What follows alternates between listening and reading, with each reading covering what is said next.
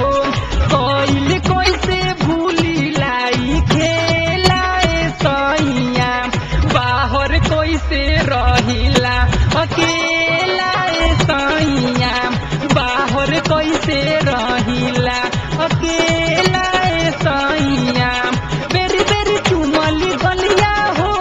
उठवा के चुसल उठ ललिया हो कोइल कैसे भूली लाई खेला सैया बाहर कैसे रहिला अकेला सैया बाहर कैसे रहिला अकेला सैया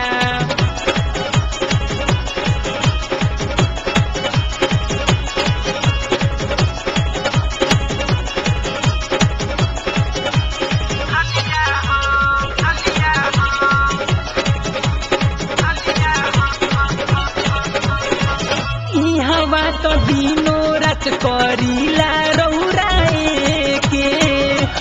हवा सुतीला संग में के काराट लेके हवा तो दिनो रात करीला रौराए के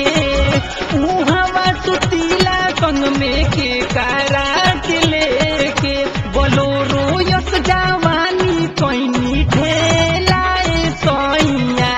बाहर कैसे रहिला अकेला सैया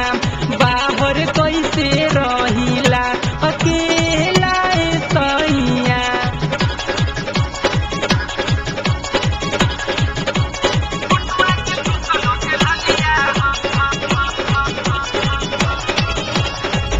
सूती अकेला खेला कोइल अब कठिन बा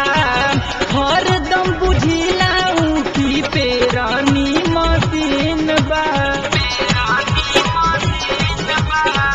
सूती अकेला खेला कोइल अब कठिन बा हरदम बुझिला ऊँची पेरानी मशीन बा रुआ रुआ अब मोर गहकेला सैया बाहर कैसे रहिला अकेला सैया बाहर कैसे रहिला अकेला सैया